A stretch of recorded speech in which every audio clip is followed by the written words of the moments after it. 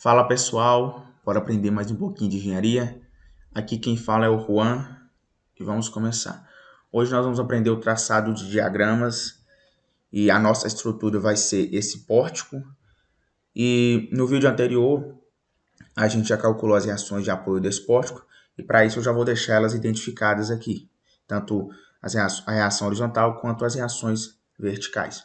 Caso você queira saber como a gente calculou essas reações, vou deixar aqui no card e também na descrição do vídeo o link do vídeo que a gente calculou essas reações. Beleza, o nosso plano de voo para esse exercício vai ser determinar as funções dos momentos fletores, das forças cortantes e das forças normais, e a partir dessas funções a gente vai traçar os diagramas de momento fletores, forças cortantes e forças normais. Antes da gente calcular esses esforços propriamente dito, a gente precisa definir os trechos da estrutura. Nesse caso aqui, a nossa estrutura vai ter 4 trechos, sendo o trecho 1 entre o apoio e a carga de 10 kN, porque não tem nenhuma descontinuidade até a força de 10 kN, então esse é o trecho 1. Entre a força de 10 kN e o final dessa barra na vertical, a gente vai ter o trecho 2. Quando entra na barra horizontal, nós vamos ter uma descontinuidade, então agora nós vamos ter o trecho 3. E como ele é contínuo ao longo do trecho 3, vamos ser só um trecho. E quando chega nessa barra vertical, nessa última barra vertical, vamos ter o trecho 4. E o trecho 4 é a barra toda porque não tem descontinuidade da carga aqui nesse trecho. Uma vez que a gente definiu todos os trechos, vamos analisar eles um a um. E começando pelo trecho 1, em que o nosso y varia de 0, sendo aqui até 3, vamos inicialmente fazer um corte por uma distância qualquer aqui no nosso trecho e vamos analisar ele aqui na esquerda. Esse corte nós fizemos ele aqui e analisamos só essa parte de baixo, que é o que está aqui. Então vai entrar as reações de apoio e uma vez que a gente fez um corte aqui em uma seção qualquer, a gente vai conseguir identificar os esforços internos que estão atuando naquela seção. Então o cortante, o momento e a força normal. Para definirmos o sentido de cada um desses esforços aqui, nós vamos fazer o quê? Transformar esse pórtico, que é composto por 2 pilares e uma viga, em uma viga só. Então, esse pilar aqui, vamos trazer ele para cá. Então, vamos fazer assim. Então, a viga vai ficar aqui. E esse pilar aqui também vai trazer ele para cá. Então, vai ficar um pilar aqui. Perceba que esses 2 pilares, a gente transformou ele, rotacionou ele para a horizontal. Então, vamos dizer assim, ó, o apoio está aqui. Esse corte aqui, a gente fez ele aqui, basicamente, né? Só na rotacionada ali. A gente fez aqui e olhou para a esquerda. Que esse corte está aqui, só que ele só está invertido. Ao invés de ele estar na horizontal, ele está na vertical. Quando a gente faz um corte numa viga e olha para a esquerda, a cortante está apontando para baixo, né? Vamos dizer assim, a conversão que a gente utiliza é a cortante apontando para baixo, o momento apontando no sentido anti-horário e a normal saindo para fora. Essa é a convenção quando a gente analisa uma viga e faz o corte e olha para a esquerda. A gente fez isso nessa viga aqui. Só que aí a gente agora rotaciona essa parte aqui, a gente rotaciona ela e vira isso aqui. Então, a cortante apontando para a direita, o momento no sentido anti-horário e a normal saindo para fora. Para esse caso. Para o caso se a gente fosse fazer o corte aqui e analisar para a direita, seria o mesmo esquema. A gente faz o corte, olha para a direita, a cortante aponta para cima, a normal, o momento nesse sentido, e o normal saindo também. Para o trecho 2, que é o trecho em que o y varia de 3 até 4, nós vamos fazer, assim como a gente fez no trecho 1, um corte por ele, analisar a estrutura abaixo e os sentidos dos esforços internos vão ser os mesmos.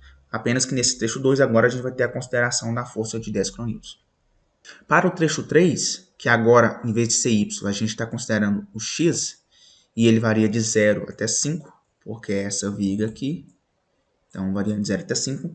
Vamos fazer um corte também ao longo de uma seção qualquer, ao longo do intervalo. E vamos analisar a estrutura à esquerda do corte. Para isso, vamos ter a cortante apontando para baixo, e o momento no sentido anti-horário e a normal para a direita, ou seja, saindo da nossa seção. E finalmente, agora para o trecho 4, em que y varia de 0 até 4, e o trecho 4 nós consideramos ele começando aqui e indo até aqui. Então, o trecho 4 varia de 0 até 4. Vamos fazer um corte qualquer e vamos analisar a estrutura abaixo do corte. Quando a gente abre o corte, né, e transforma uma viga, esse corte vai ficar o corte que a gente olha para a direita. Para isso, a cortante é para cima, o momento é no sentido horário e o normal é saindo da seção. E é o que está aqui.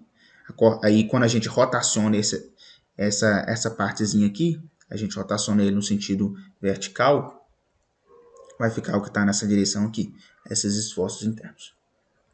Uma vez que a gente analisou os 4 trechos, a gente agora vai partir para o cálculo das funções. E para isso vamos utilizar as nossas equações de equilíbrio para poder calcular essas funções. Começando pelo trecho 1, vamos realizar primeiro o somatório de forças ao longo do eixo Y. Para isso vamos contabilizar a reação VA e a força normal, ambos apontando para cima. Então vamos entrar com o valor positivo de ambos. Como não tem mais Y, a gente iguala a 0. Daí, a equação que representa a força normal ao longo do trecho 1 é essa constante. Ainda para o trecho 1, vamos contabilizar todas as forças ao longo do eixo X, e para isso vamos ter a cortante apontando para a direita, e vamos ter a reação de apoio apontando para a direita, nesse caso no sentido positivo de X. E aí iguala a 0, e novamente encontramos a equação, porém agora a equação que representa a cortante. Ainda para o trecho 1, vamos agora considerar o somatório de momento em relação ao ponto P, que é o ponto que representa a nossa seção de corte. Vamos considerar o momento positivo no sentido horário, e assim o nosso momento MY concentrado no ponto P entra na nossa equação com sinal negativo, e também o momento gerado devido à reação HA entra com sinal negativo, porque essa força em relação a esse ponto gera um momento no sentido anti-horário. Já que em relação a esse ponto, o momento devido a essa força é a força vezes a distância do ponto até a linha de ação da força. A linha de ação dessa força é essa linha aqui. Então, essa distância daqui até aqui é justamente esse y. Por isso, o momento devido a essa força de 2 kN é 2 vezes y. O VA não gera momento, normal também não, e a força cortante também não. Daí, isolando o MY, vamos ter um MY como uma equação de primeiro grau, que depende do Y. De forma similar ao trecho 1, o trecho 2, vamos começar pelo somatório de força ao longo do eixo Y. Vamos considerar o VA e a normal. Daí, a normal vai ser constante novamente. Para o somatório de forças ao longo do eixo X, vamos considerar a cortante, a reação HA, mas agora vamos ter também a força de 10 kN. Isolando o VY, vamos ter uma equação constante também, porém diferente da equação que representa o trecho 1. E por fim, vamos considerar também o somatório de momentos em relação ao ponto P. Dessa vez também vamos considerar o momento devido à reação HA, o momento MY, e agora vamos ter o momento devido à força de 10 kN. O momento devido à reação HA vai ser negativo também, porque vai estar nesse sentido. Dessa força de 10 kN também vai ser negativo, porque vai estar nesse sentido. O momento devido ao HA vai ser HA vezes Y, que é a distância da linha de ação da força HA até o ponto P, então vai ser 2 vezes Y. O momento MY já temos aqui, MY. E o momento devido à força de 10 kN vai ser o 10 vezes essa distância aqui, essa pequena distância aqui, ó. Essa pequena distância, ela vai ser y menos 3. Por quê? Essa distância toda aqui é y. Porém, do apoio até a força de 10 kN, nós temos aqui falando, ó, no nosso pórtico, que é 3 metros. Então, quando a gente pega o y, que é isso aqui tudo, menos o 3 metros, que é até a força de 10 kN, vai sobrar esse pedacinho aqui, que é y menos 3. Daí, o momento devido a essa força vai ser 10 kN vezes a distância da linha de ação dessa força, que é essa linha de ação, até o ponto P. E nesse caso, essa distância é y menos 3. Daí, isolando o my, vamos ter uma equação de primeiro grau que está apresentada aí na tela. Agora, para o trecho 3, antes da gente fazer o somatório de forças, a gente precisa transformar essa carga distribuída no trecho 3 em uma carga concentrada. Para podermos fazer isso, quando temos uma carga distribuída num formato retangular, como é o nosso caso, perceba que ela forma um formato retangular aqui. Ó, e ela é de 5 kN por metro. Mas nós não queremos essa carga toda, queremos só essa carga que está representada só no nosso corte. Então, vamos ter aqui ó, um x. Essa distância aqui é x. Para transformar essa carga distribuída aplicada em x metros em uma carga concentrada, basta eu multiplicar a intensidade dessa carga, que é 5 kN por metro, vezes a distância que ela está aplicada, nesse caso x. Daí eu transformei essa carga distribuída em uma carga concentrada, que é essa setinha em vermelho aqui. Então temos uma força aqui do valor de 5x. A partir daí, agora, a gente consegue fazer o somatório de forças ao longo do eixo y. Então, nesse caso, vamos considerar a reação VA apontando para cima, então positivo. A força de 5 kN apontando para baixo, então negativa.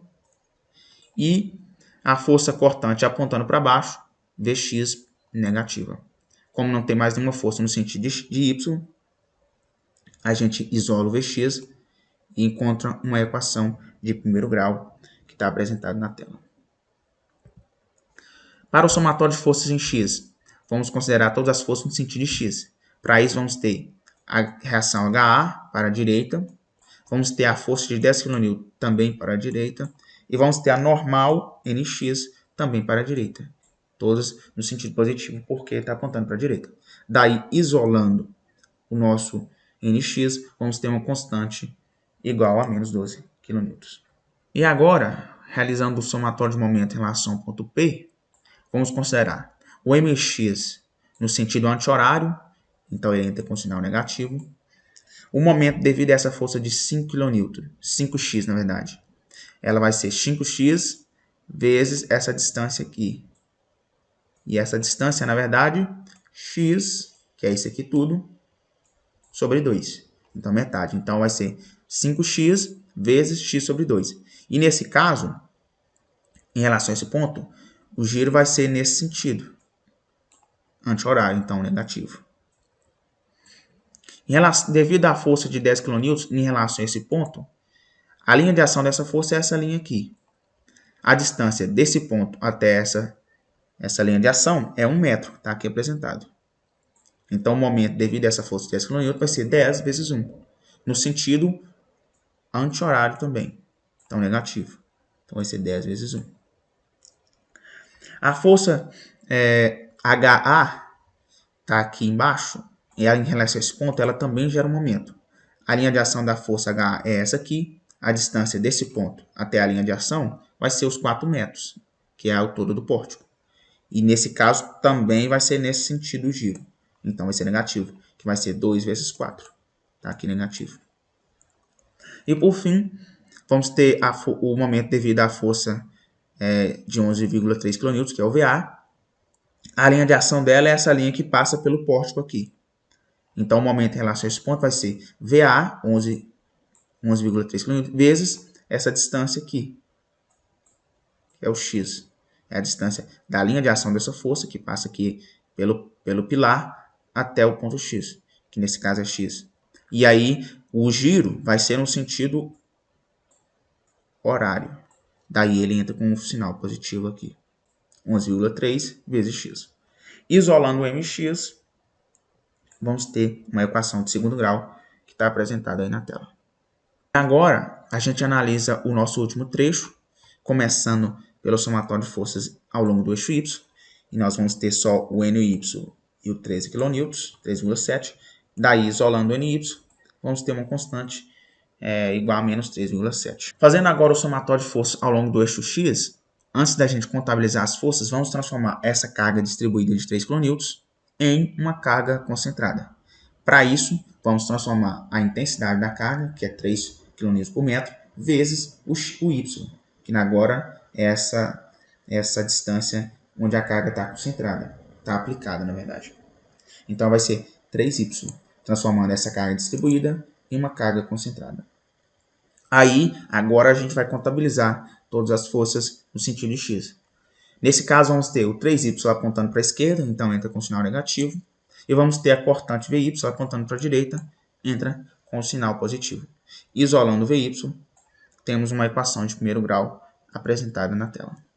E por fim, contabilizando o somatório de momento em relação ao ponto P, vamos começar pelo MY, ele está no sentido horário, portanto ele entra com sinal positivo. O momento devido a essa força de 3 kN também vai estar no sentido horário, então ele entra positivo. E o momento nada mais é do que a distância, a força, nesse caso 3y, vezes a distância da linha de aplicação da força, que é essa aqui, até o ponto, que é esse ponto aqui. Então vai ser 3y vezes essa distância aqui. Essa distância é y sobre 2. Então vai ser 3y vezes y sobre 2. Isolando o my, vamos ter uma equação de segundo grau que está apresentada aí na tela. Agora, vamos começar a fazer o traçado dos diagramas, começando pelo diagrama de forças normais. Tanto para o trecho 1 quanto para o trecho 2, a equação que representa normal é essa constante de menos 11,3. Então, a gente já consegue fazer o traçado dos diagramas colocando menos 11,3 por dentro do pórtico. Então, vamos considerar negativo por dentro, positivo por fora para as forças normais. Para o trecho 3, a equação da normal é igual a menos 12 kN, e aí a gente vai lançar aqui menos 12 kN. Finalmente, para o trecho 4, a normal é igual a menos 3,7, e aí a gente finaliza o diagrama das forças normais. Agora, fazendo o diagrama das forças cortantes, para o trecho 1, a cortante é constante igual a menos 2, e para o trecho 2, a cortante é constante igual a menos 12. Daí, a gente vai lançar no diagrama. Então, menos 2 até o trecho, finalizar o trecho 1, e menos 12 no trecho 2. Também por dentro do pórtico negativo, por fora do pórtico positivo. Para o trecho 3, nós temos uma equação de primeiro grau. Então, ela vai gerar uma reta, e para isso a gente precisa de no mínimo 2 pontos. Então, vamos pegar os extremos do nosso trecho. X igual a 0, x igual a 5. Para x igual a 0, a cortante é igual a 11,3. Para x igual a 5, a cortante é igual a menos 13,7. Então, é o que está apresentado aí. X igual a 0 é 11,3.